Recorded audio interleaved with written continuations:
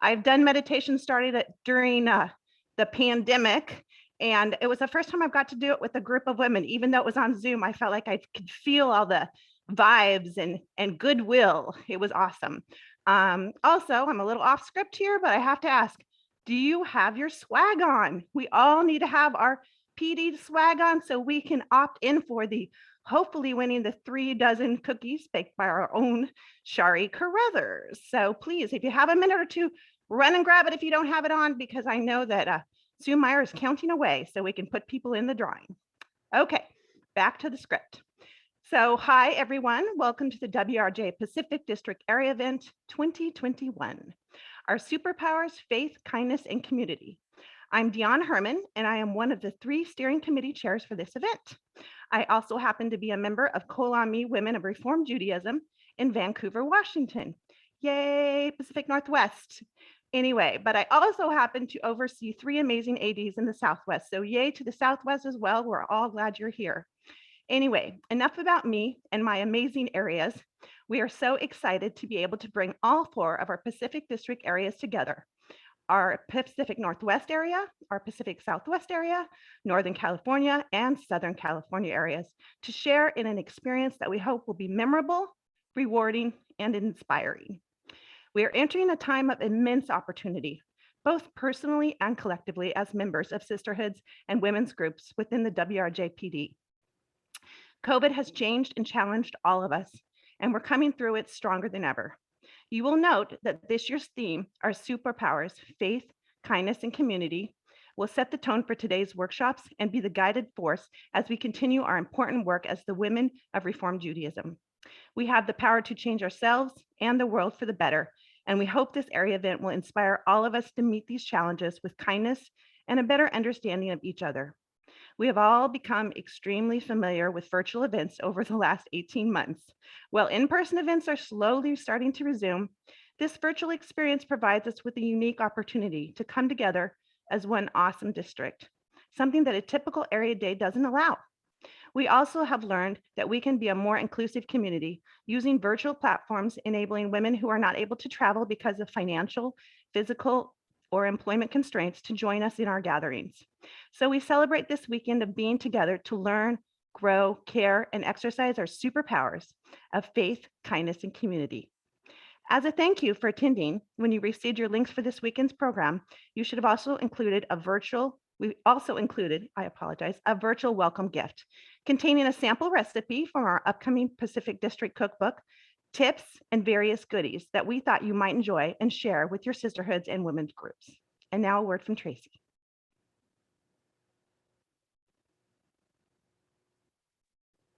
Tracey, I think you might need to unmute.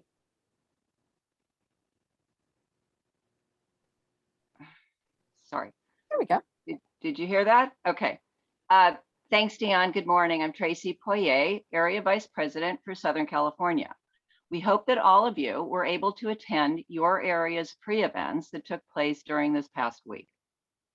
These events were designed to provide some fun, getting to know you opportunities, as well as educational and enriching spiritual experiences in your local sisterhood communities as a lead up to area event weekend. Yesterday, we began the day with our leadership development workshop led by WRJ immediate past president, Susan Bass, and WRJ PD president, Cher Krichmar. We're so pleased that so many of you attended this workshop, and we hope that you came away with a renewed sense of purpose, encouragement, and excitement, ready to lead your sisterhoods and women's groups with new and exciting ideas and effective leadership tools. Our afternoon affinity chat rooms were casual forums to relax and chat, learn and ask questions about WRJ, renew old friendships, and create new ones. Our Havdalah service, hosted by Temple Emanu-El of Tempe, followed by a song fest led by cantor Janice Cohen, was both warm and inspiring and set the spiritual tone for our event today. And our day concluded with a Lilith Salon discussion that was both fascinating and informative, providing an abundance of future programming ideas. We encourage your sisterhoods and women's groups to take advantage of all that Lilith Salons have to offer More information is available on the WRJ website at wrj.org, or you can also reach out to your local area director. Shari. Thank you, Tracey. I'm Shari Carruthers, and I'm one of the 3 area vice presidents, and my area directors represent the Pacific Northwest and Northern California. Ooh. So today, we're so excited to bring our main event to you, and I'm sure you will all have seen our jam-packed schedule today. But this morning, we welcome some very special guests to start us off, followed by our morning workshops, our exciting Yes Fun presentation over lunch, and be sure to bring your lunch with you, and then our afternoon workshops. Our closing gathering will include our social action project presentation, area event takeaways, and inspirational songs to wrap up what we are sure will be an amazing, wonderful day. At this time, I would like to ask Karen Peterson, one of our Pacific District Area Directors and our Area Event 2021 Registrar, to report on the specific statistics on this year's area event. Karen. Good morning. So I have some credentials to present to you regarding our area event, excuse me. Our number of registered attendees at area event is 231. Our number of sisterhoods represented is 46. Our number of individual members attending is 5. Number of first time attending a Pacific District event is 38.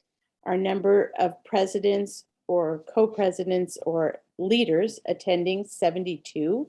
Number of attendees who are members of a WRJ board, national board, 22. Number of states and provinces represented, 7 Pacific districts plus 5 states. 1 Pacific district plus 1 province. Oh, I think I mixed that up somehow. Maybe one other district plus province. I'm sorry on that one. And sorry, number of countries. I'm sorry, Karen. It's British Columbia and Ontario. So there's 2 provinces, one in the PD and one outside of the PD. Thank you, Sue. And number of countries represented, 2, United States and Canada. Thank you. Thank you, Karen. Well, I've got the honor to do some of the housekeeping for this morning. Please keep your speakers muted and your videos on. We'd love to see your smiling faces, but don't want to interrupt our speakers with unnecessary sound. If you are doing something that could be distracting to all of us, that is, however, a good reason to shut your video off until you can join us again. If you have any technical troubles, please address them to the chat box directly to the tech and or the Q&A people. Keep your email with all the links available in order to join us in every event today. Our tech people will include the links for the following events in the chat box. So look for the chat box. And we have planned 15 minutes breaks between events. So that's a perfect time to do your bio break, get a cup of coffee, get something to drink. So now it's my sincere honor to introduce my dear friend, Cher Krichmar, who is our WRJ Pacific District President. Cher.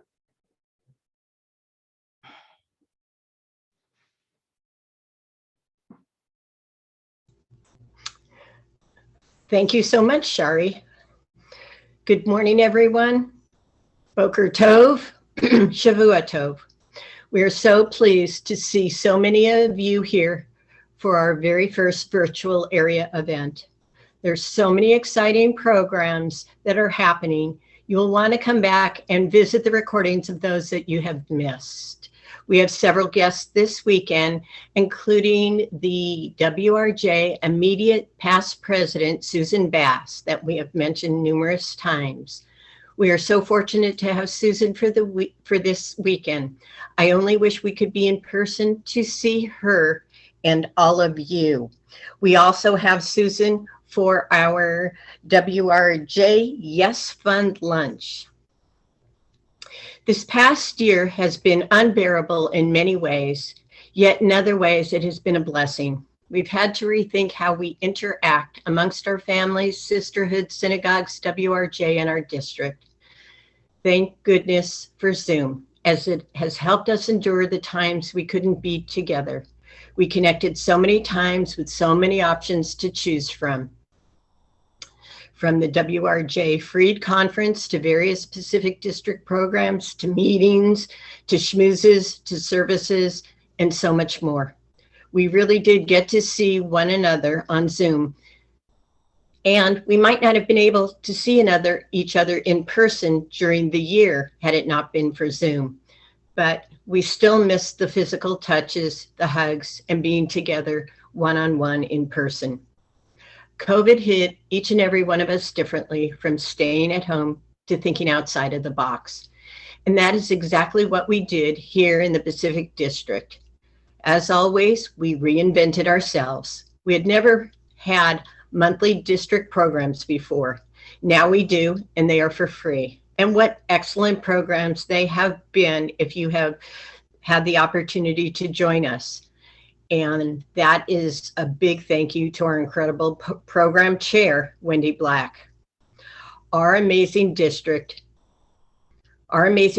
team did many trainings, from how to use Google Drive to leadership training for sisterhood presidents to social action and advocacy, membership, budgets, etc., just to name a few. We developed new committees, a scholarship committee, strategic plan, and a new chair for the Yes Fund. And as I mentioned, also our program committee. We've utilized our past district presidents to mentor sisterhoods and area directors as needed. We have really, truly reimagined ourselves. So now, how do we return to an in-person interaction? And what will that look like? Our invaluable programs have engaged women from all over our district, and some women from other districts as well. We've been able to attract our women from a wider geographic area than we ever have had in person. This area event for the entire district is one way we are connecting our sisters throughout the district. And thank you all for coming and being here. We are moving forward, and we have seen what a tremendous response as in convention when we were online. Moving forward, we learned that although we may be Zoomed out, we need to view our connections both in person and online, a hybrid of both. Women who have never attended Pacific District events before have been able to do so for the first time, and they actually were able to participate in our virtual events. Our board, your board, has accomplished so much in less than a year and will continue to work for the district, our women, to the best of our ability.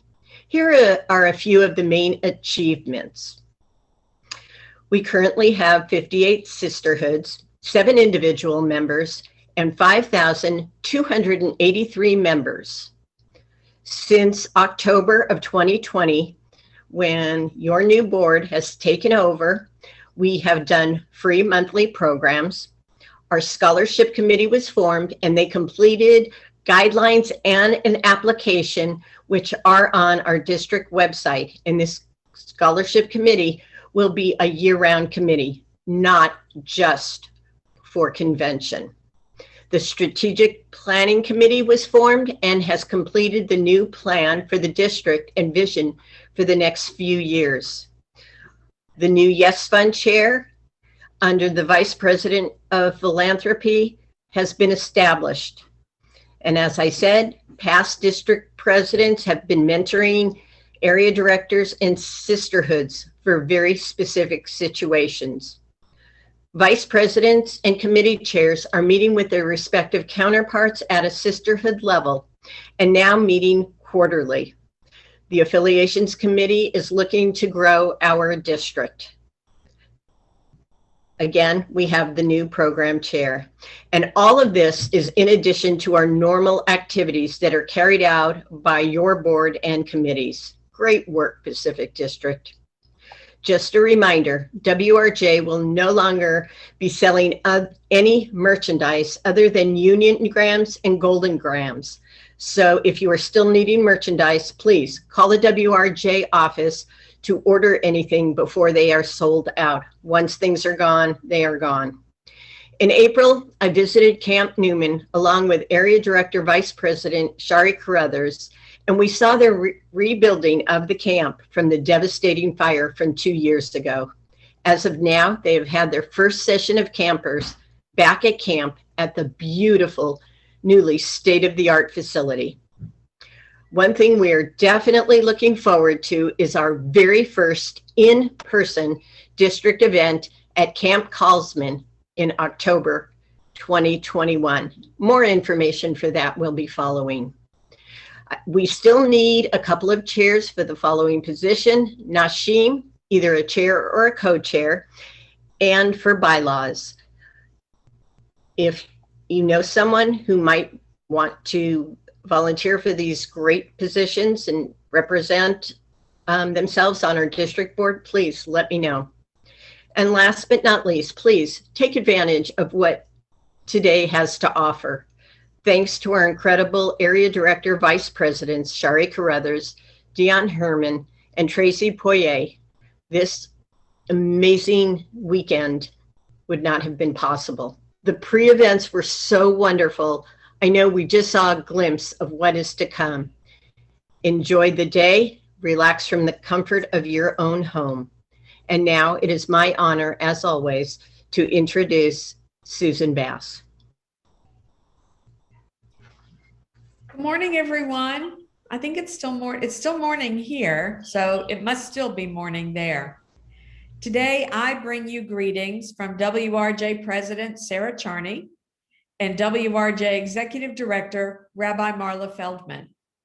Thank you, Pacific District President Cher Krichmar, and the 3 amazing women who have put this area event together. Yay, you. And thank you for inviting me to be your guest for this inaugural virtual event. What a joy it is to be back with the incredible women of the WRJ Pacific District. It has been my honor and pleasure to represent WRJ at your district conventions, at Northern California Area Days, hint, hint, and many individual congregations from Vancouver, British Columbia, down to San Diego. While zooming in for this virtual event is delightful, somehow I think I'd rather be in person rather than in hot, humid Houston. But let me begin by telling you how much I love the theme of this area event. I love that it underscores the fact that we do indeed have superpowers, even though there are times that we need to be reminded. When Shari Carruthers explained how this theme was selected, it made perfect sense to me. We are bound together by our faith in the divine, our faith in the promise of tomorrow, and our faith in one another. Kindness, what a concept. I love the saying, you can be anything you want. Be kind.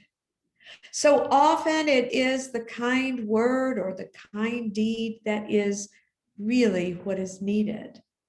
Whether it is a difficult situation, a challenging individual, or an ordinary moment. Kindness is that magic salve that smooths out rough edges or elevates an interaction. Truly being kind reflects the teaching that we are all B'Tselem Elohim, created in God's image. Any who doesn't get the feels when we talk about community, we are part of so many communities. Our religious community, our social community, our neighborhood community. What a wonderful reminder that we are not in this alone. If the pandemic taught us anything, it is the value and the importance of community. We saw it in so many different moments, from Zoom schmooze sessions to virtual happy hours to Zoom life cycle events.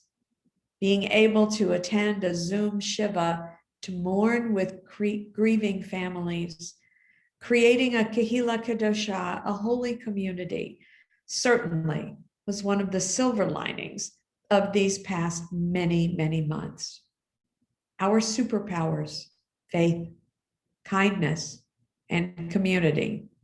We are all Wonder Women. Today, I want to take some moments to bring you up to date on what is happening in WRJ, as well as what is on the horizon post-COVID. With everything shutting down last spring, WRJ sprung into action, finding innovative ways to create and connect our community of women.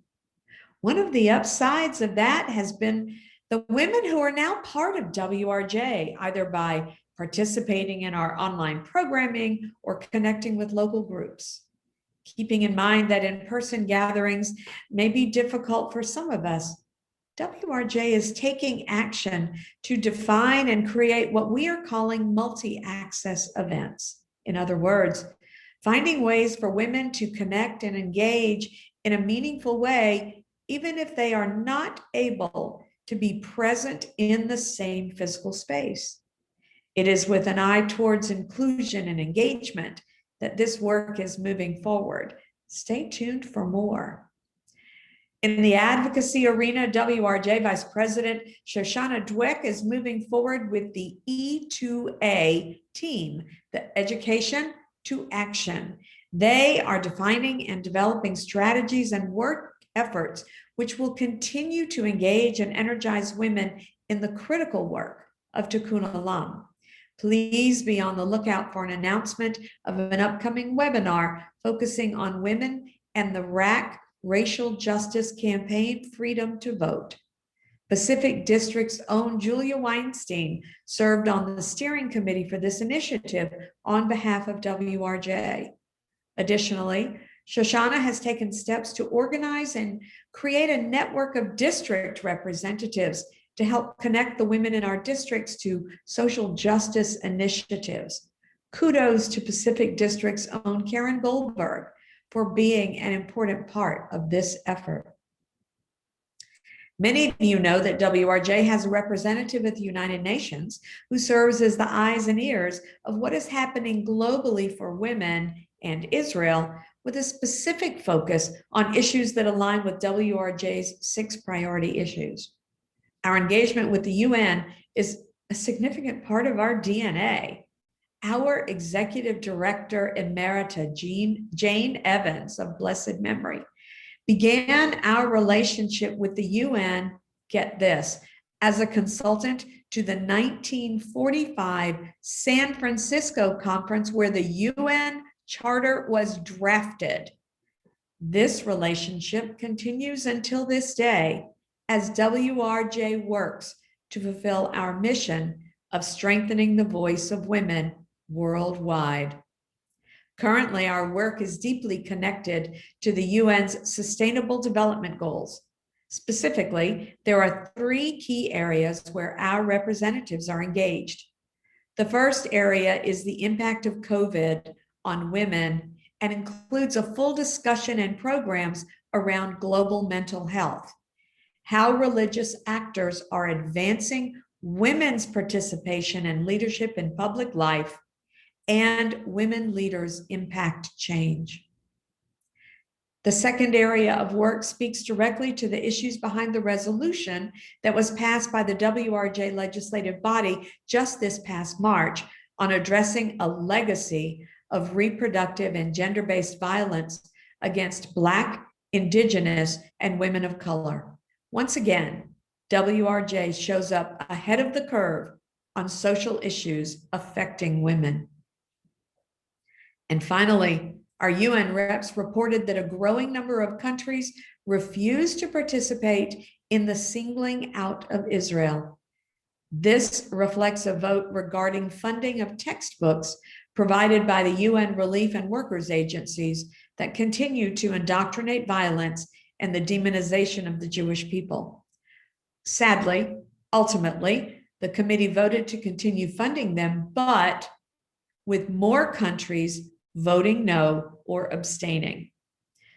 The Reverend Martin Luther King Jr. of blessed memory reminded us that the arc of moral universe is long, but it bends toward justice. Change takes a long time, but it does happen. Please be sure to check the WRJ blog frequently for updates on our important work on this world stage. I am delighted to share with you that WRJ has begun a marketing and communications consultancy with the goal of developing a clear brand and identity to help elevate our visibility in the marketplace of Jewish women's organizations. This is going to be exciting. Along the same line, be on the lookout really soon for the launch of the new and improved WRJ website, coming to a computer near you. WRJ Vice President for Philanthropy, Pacific District's own Lillian Birkenheim Silver, is leading the effort to rethink and reshape WRJ philanthropy around WRJ values. In doing so, you can expect to see a more directed, focused approach to connecting with our longtime supporters, as well as reaching out to new donors. Gail Spivak, a Pacific District member, is co-chairing the Ner Tamid program focused on legacy opportunities. Julia Wackenheim, also a Pacific District leader, serves as WRJ Yes Fund in her capacity on the executive committee. In the next couple of weeks, WRJ will begin sending out applications for grants. This year, there will be a grantee workshop to assist the applicants and provide them with more information about WRJ, our values, and our goals for this round of grants.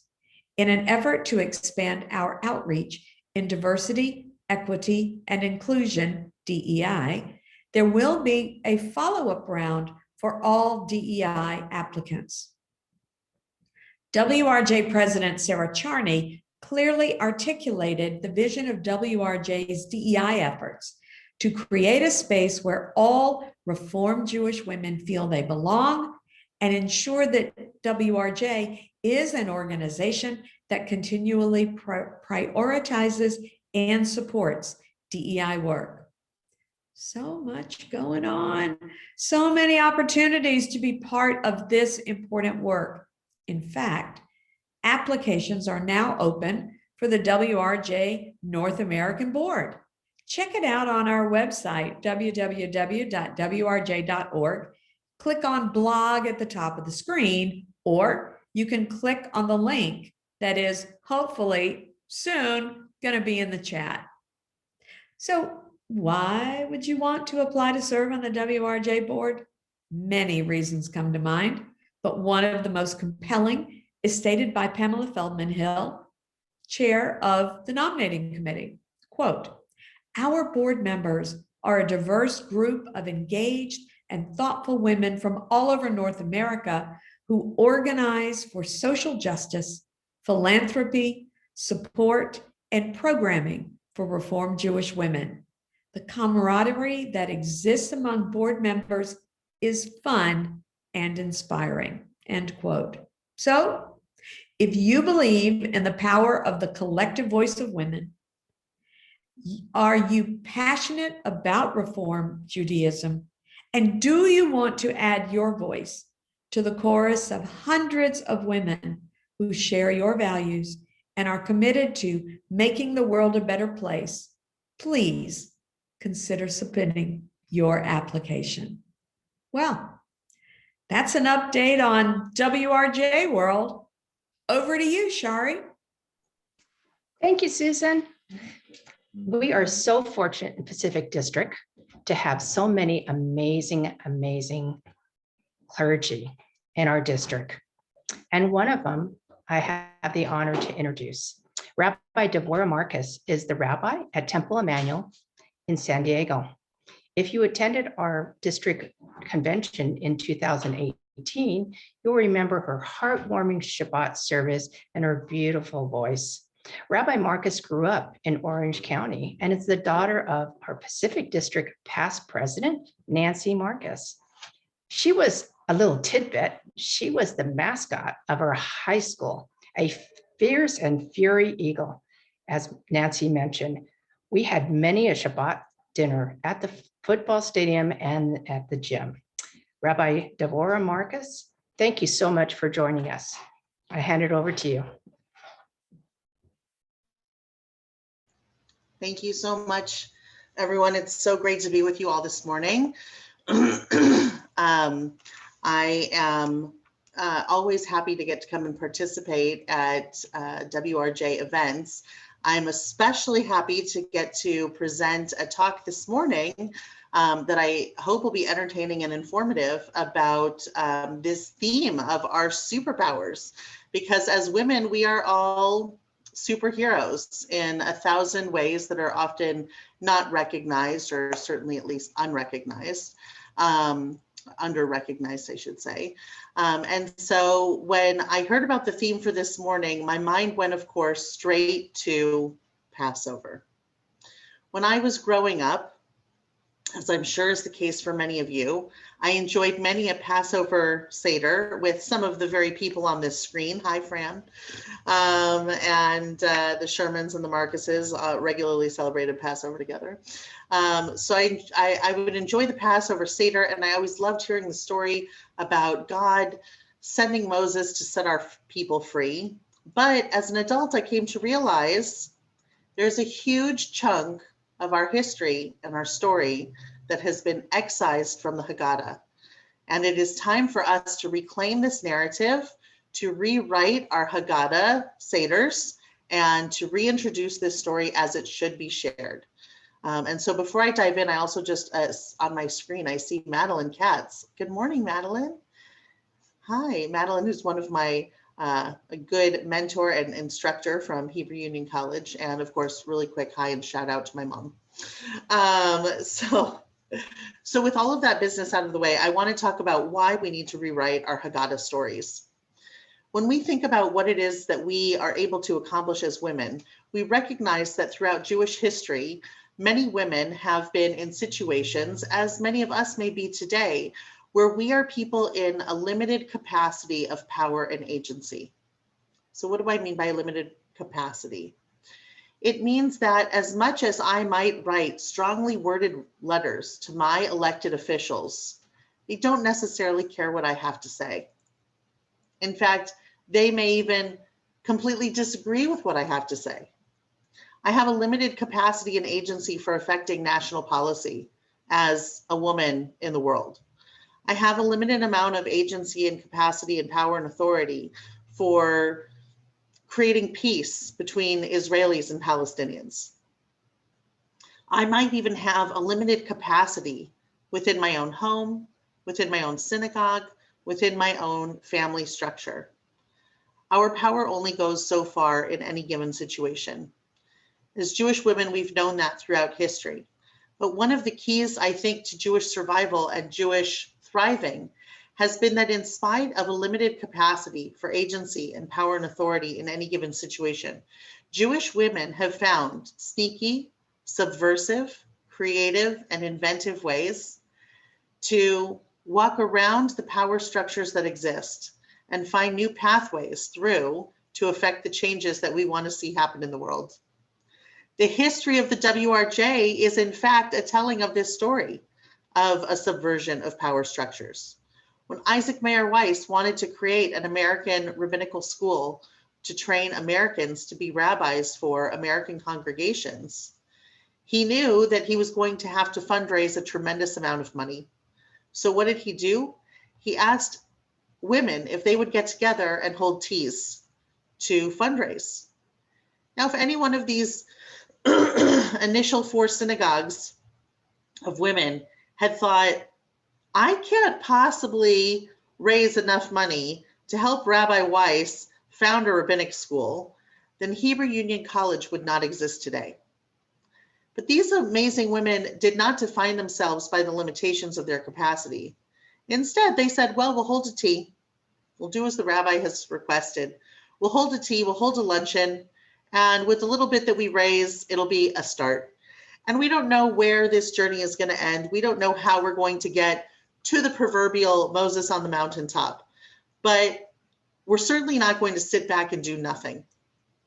That willingness to accept, yes, we have limitations and challenges, but we believe that we're capable of contributing something great to the overall story. That is the power that Jewish women have demonstrated and taught to our daughters, our granddaughters, our nieces, our nephews, and our young women who we train by our own example for countless generations.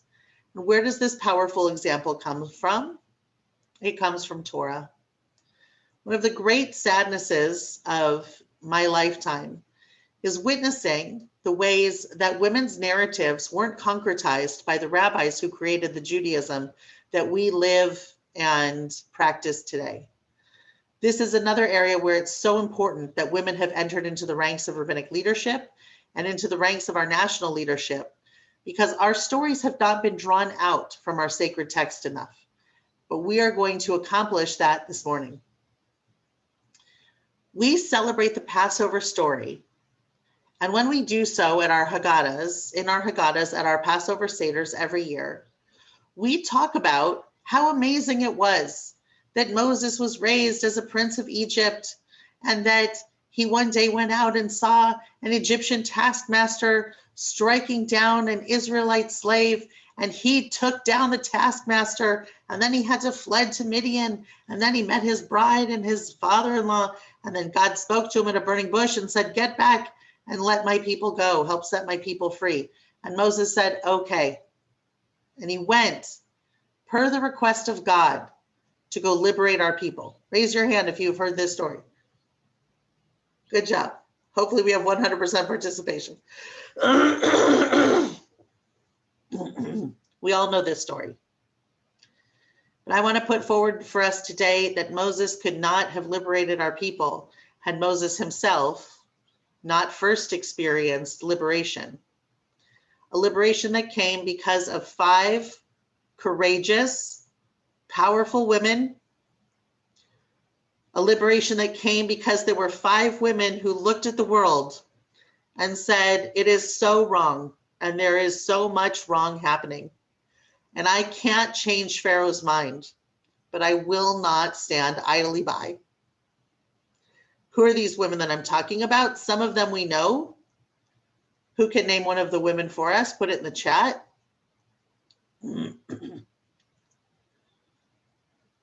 One of the women makes it. Yes, good job, Francine. It's Miriam. Miriam, good. Everyone's putting in Miriam. Excellent.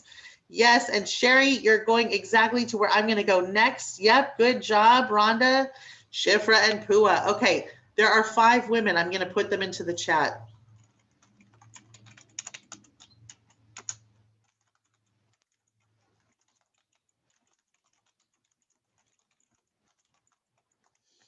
These are the 5 women: Yocheved, Shifra, Pua, Miriam, and Bat Paro. So Pharaoh gave a decree of destruction and said, every boy that's born to the Israelites, these, thank you, Shari. I'm going to stop looking at the chat now so I don't get distracted. But I appreciate the love, Shari. Thank you. So Pharaoh gives his destruction, his decree of destruction, not divine destruction, just his decree of Pharaohly destruction. And he, out of fear and out of smallness, out of large ego, small learning, small intelligence, and large fear, not a good combination ever, Pharaoh decides that he is afraid of the Israelites and that he is going to destroy them by destroying the next generation of men. And so he orders all of the Israelite baby boys to be thrown into the river. The first woman to subvert his order is Yocheved. She is a mom who takes the risk, as so many mothers have done, as so many fathers have done throughout the generations, of risking personal life and safety in order to conceal and care for and preserve the life of a child. This is a natural response, and we can understand and appreciate the plight of poor Yocheved, who is facing being destroyed herself or destroying her child, and she chooses the right path. She chooses the path of saying, regardless of what happens to me, I will do everything I can to preserve life and to keep this child live and well. So Yocheved begins by defying Pharaoh's order and will not allow anyone to take her child. Now, Yocheved was assisted by two very important women whose names I'm so proud, everyone, they were coming up in the chat in the contribution, are Shifra and Pua. If there was any justice in this world, our religious schools, our screen would be filled not with 1,000 Sarahs and Rachels and Rebeccas, not that there's anything wrong with those names. They were lovely women and those are great names. But there would also be another 1,000 Shifras and another 1,000 Puas. I understand why American parents don't name their daughters Pua, but it is nonetheless a tragedy. Because if ever there were two women who deserve to have generations of Jewish women named after them, it is Shifra and Pua. They are, according to our Torah text, women who were midwives to the Hebrews. The text is grammatically ambiguous, and so it is delightfully unclear whether they were Egyptians who served the Hebrew people or whether they were Israelite women who served their own people. I like to imagine that maybe they were both, that maybe they were a dynamic duo who went around to both Egyptian neighborhoods and Jewish neighborhoods as an interfaith collaborative of one Israelite woman and one Egyptian woman who could go into either home, an Egyptian home or a Hebrew home, and be informed appropriately of the customs therein because of their partnership with each other. So that's my own Rabbi Deborah midrash on that grammatical ambiguity, an interfaith partnership. These two women are told, as are all midwives presumably, to go and when they deliver the children, to look at the body, and if it's a boy, to kill it. What we learn from this is that Pharaoh is even more cowardly than we had thought, because at this point, he doesn't even have the courage of his convictions. He's asking women who are trained to bring life into the world, to destroy life, and to do so in a way that would make it seem as though the children were stillborn. Imagine that, what Pharaoh could claim about his powers and his prowess if every Israelite baby boy was born stillborn. Now, Shifra and Pua are unwilling to accept this terrible decree. And so they go and they do what they've always done, which is, to the best of their abilities, help women safely bring the next generation into the world. Pharaoh hears that they are not following his instructions, and so he brings them before him. And when they stand before Pharaoh, what do? Do they defiantly say, you're a terrible leader and God will strike you down? No. We talk a lot in our modern world about speaking truth to power. But the problem is when the average person speaks truth to power, the average person is rather small and limited in capacity and significance on the global stage. And the average person in power is a person who's in power. When we ask people to speak truth to power, we're asking someone else to put their tushy on the line without us standing next to them when they do it. It's my little critique of the most extreme calls for social justice. That is not to say that when we are in an opportunity to do so, we shouldn't speak truth to power. But I think that Shifra and Pua also offer us a tremendous opportunity to look at how women who are unconcerned with the larger picture are able to make world-changing differences by being focused on the problem in front of them. The problem in front of them is a Pharaoh who has the capacity to demand their execution without trial, without cause, without any reason other than that he's Pharaoh and he has all the power, and these two women have none of the power. And so what do they say when called before Pharaoh? And Pharaoh asks, why have you not murdered these baby boys when you are delivering them? These two brilliant women play on Pharaoh's own prejudice.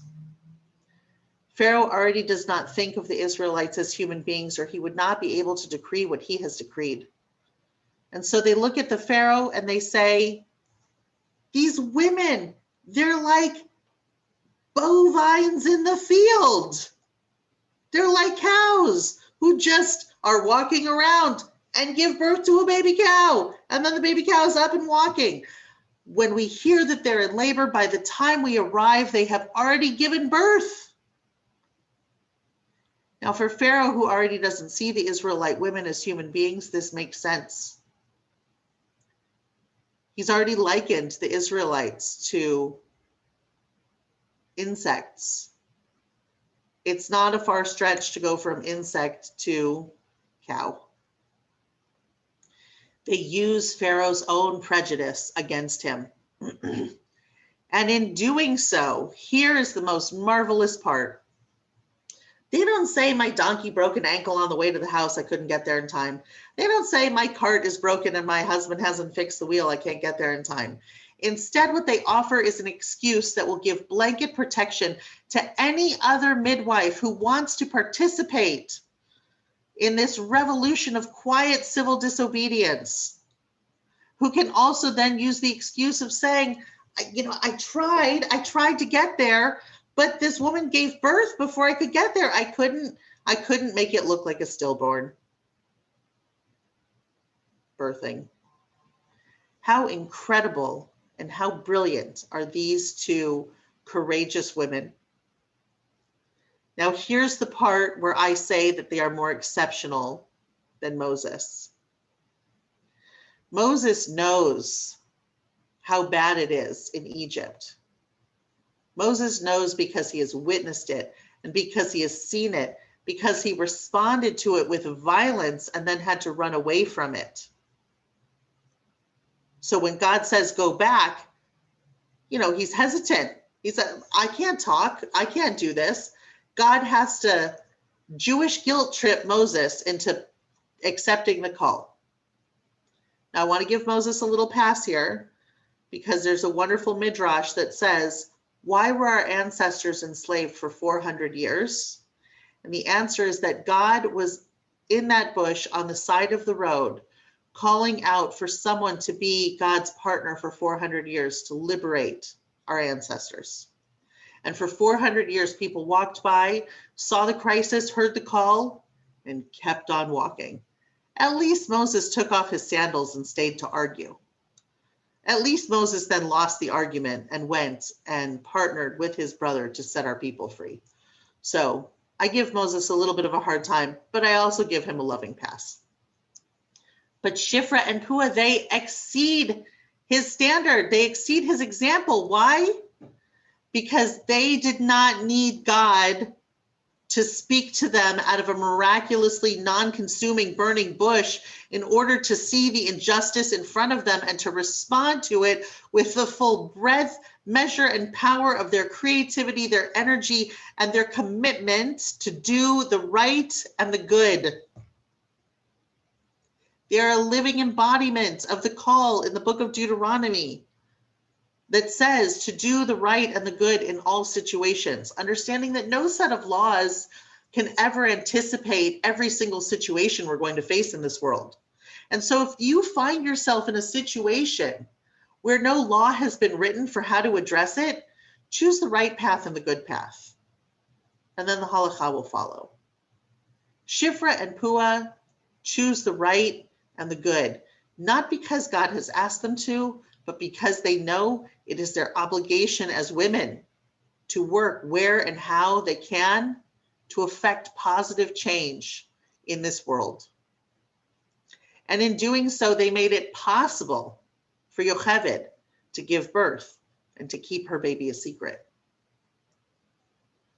Now, of course, Yocheved can't keep this baby a secret forever.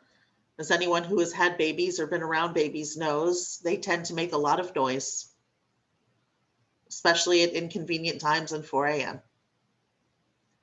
And so Yocheved does what so many desperate parents in times of total deprivation and desperation have done before her and have done since her, which is send her child off, knowing that if she keeps him by her side, he will certainly die. I want us to appreciate for one moment what it means for a parent to have the courage to send their child out into the world without protection, without supervision, without any prayer or hope other than that they will find someone who will love them in the way that they would. I have not been blessed with children. I can't even handle the idea of leaving my dog at a boarding place when we go on vacation, because I know that no one is going to love her in the way that we love her. I know that no one knows how she likes her ears to be scratched in the way that she likes her ears to be scratched. And so when I go on vacation, I am only able to do so if I can leave her at her Auntie Jill's house, because Jill does know these things. I cannot imagine if I had to give my dog up to the custody of people who I don't know. And that's my dog. And I recognize that I think of her like a daughter, but she's not actually a daughter. I think about the horror that I would face if I had to know that for some reason, my brother and sister-in-law and me and my husband were not able to raise my niece and nephew, and to hope that of all of the people in this world, they'll find good ones. I don't look out in the world and see an overwhelming amount of goodness. I look out into this world and see a mixed bag. For any parent to willingly send their child out into the world without protection, that is an act of the deepest levels of desperation and love that a human being can face in this lifetime. And so Yocheved caulks a basket, puts her child onto the river because the river is safer than her home, and prays that he will wind up somewhere safe. Now Miriam, this baby's older sister, she's a little bit of a pragmatist.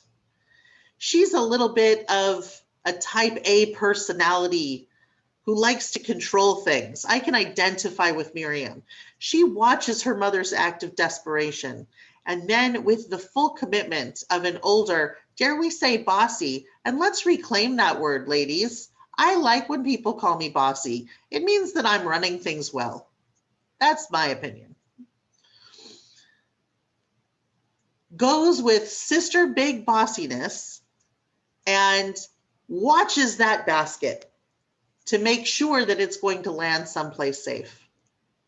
Now, here's where we get to the highest next levels of holiness. Where does the basket end up, ladies? It ends up floating to where Bat Paro is bathing with her servants. In the Torah, she is called Bat Paro. She doesn't even get a name. She is only identified as a daughter of Pharaoh. There's a midrash that says she is this amazing character of Batya, who helps the people locate Joseph's bones when it's time for the Exodus to come. It's a nice midrash, but today I want to ignore that midrash. So for any of you who are holding it in your heart, let's set that midrash down and aside, because today I want to consider Bat Paro, who Torah tells us as she was, the daughter of the man who has decreed this evil. And when Bat Paro finds this baby, she says, surely this must be a Hebrew child, because she knows Who else would put their child into a basket on a river, except for someone who is so desperate, knowing that at least there he has a slight chance of survival, as opposed to staying in the family home. So she names him Moshe, which means to be drawn out of the water, and she decides to keep him. This act alone is extraordinary and generous and beautiful. We can imagine Bat Paro's anguish at knowing she can't save all of these children who her father is murdering, but here she gets the opportunity to save one. And as the parable of the starfish in that book, Chicken Soup for the Soul, reminds us, we may never be able to save everything, but for the ones who we can save, it makes all of the difference. So Bat Paro is committed to saving this one child. And now here comes Miriam HaNeviah, Miriam the prophetess, who with a huge amount of chutzpah, of holy chutzpah, I should say holy chutzpah, walks up to Bat Paro and says, hey, I see you happen to have found a baby. Crazy day. Would you like me to go get someone who can nurse that baby for you? And Bat Paro says, yes, go and take this baby to a nursemaid. I will pay her wages. And when he's weaned, he can be brought to the castle, to the palace, to be raised here. Miriam has the courage to try and heal this situation to the best of her ability. And then Bat Paro demonstrating a level of true gimilut chasadim, the living definition of an act of an exceeding loving kindness, recognizes, all right, here's a baby in a basket and here's a kid following the baby in the basket. I'm putting 2 and 2 together and coming up with sister. And gives Moses back to Miriam to take her home with the protection of Bat Paro's authority and her generosity. Not only does she restore the family to itself, she then provides financial sustenance to sustain them. She gives as much protection and support as she is able to in this lifetime. Had these 5 women not acted with audacity, with courage, with integrity, and with an innate commitment to goodness and righteousness, we would have had no liberation via Moses. That the Haggadah talks about Moses saving our Jewish people in partnership with God is only telling half of the story. The other half of the story is the conspiracy of 5 women who worked as individuals and as a connected network to make positive changes in the places and the spaces where they were, with their own little sphere of influence, no matter how small or seemingly insignificant that influence might have been. They didn't give up because they couldn't solve the entire crisis of the time. Instead, they faced each problem in front of them, responded to it the best that they could, gave protection and support to each other in the process, and demonstrated that they are the true superpowers and superheroes of our Exodus story. They are indeed bold and fearless. I just saw a comment pop up. They are courageous and they are our model. Ladies, my message for us today is that we are all superheroes, not because we are exceptional, although we all are exceptional, not because we are extremely powerful, but because we have the ability to exert the power that we do have. And in this world, we look out in this world with all of its problems. We can't fix all of its problems, but we look out into this world and we see problems in front of us and we can fix those. We can address what is right in front of our nose. And we have to give ourselves permission and the confidence to know that our contributions, as small as they might seem, compared to the grandness of the problems of the world, that they are meaningful and significant, and that the small things that we do in our own life to care for each other, to support each other, to help each other, to lift each other up, to address the small million problems in front of us to the best of our abilities, that these have world-changing ramifications and implications. When we support the Yes Fund scholarships, we have no idea the places that those educators, those rabbis, those cantors are going to go, and the good that they will do when they get there. When we support scholarships for our students in our local synagogues and our local camps, we have no idea the ways that our camps will provide for some of our students the first experience that they have of being in a safe place, of having friends, and how that singular summer that was made possible because of Sisterhood Scholarship, because of WRJ Scholarship, how that might change the entire trajectory of someone's life for the better.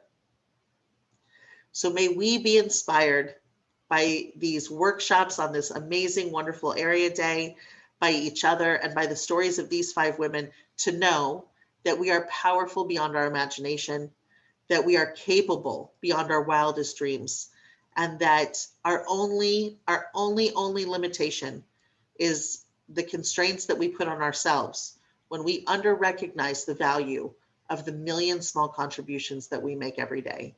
We are stronger when we work together as a united sisterhood to make this world a better place. Thank you Thank you so much for having me. Thank you so much, Rabbi Marcus. We loved listening to you, Yasha Koach. And I think that your words of our women working together to make positive changes sounds just like what WRJ women do. So we thank you so much for those inspiring words and for your thoughts. Wonderful. But before we continue, I would like to thank not only you, but also Susan Bass for being our very special guest today. A donation was going to be made in both of your honors to the Yes Fund for your participation. Thank you so much. Toda Rabah. Now, back to Shoshana. Hello, everyone. That was so inspiring, Rabbi Marcus. Thank you. And Susan, what a wonderful way to start our day. And I want to send all of you virtual hugs through my computer. At this time, we know a lot of you are wearing swag, and we're going to announce the winner for those of you wearing. So, Stu Meyer, I hope you have a winner selected. And if you can tell us who that winner is. Shoshana, I do have a winner. 37 women out of the 116 people attending were wearing PD swag that I could see. And the winner today from 3 dozen cookies baked by Shari Carruthers is Dina Bedak. Yeah. Dina. That's from last convention. Dina, you're on camera. Yay. Mazel tov, Dina. So Wonderful. Shari will be baking and sending those to you, and anyone else who wants PD swag. There's a number of things on the store, on our at the store on the WRJ Pacific District website, and in the next Highline we'll have an article about all that's available. Things are on sale. So thank you very much. Thanks, Sue, and thank you to everybody who joined us this morning. We hope you enjoy your morning workshops, and those are going to be opening for you shortly if they're not already. Please enjoy them. We'll see you all at the Yes Fund brunch. And please make sure to bring your lunch, your brunch, something to drink, something to eat, and learn all about how the Yes Fund makes such a difference to Reform Judaism, to WRJ, and to our Pacific District. Have a wonderful day. Happy workshopping, and we'll see you later. Thank you.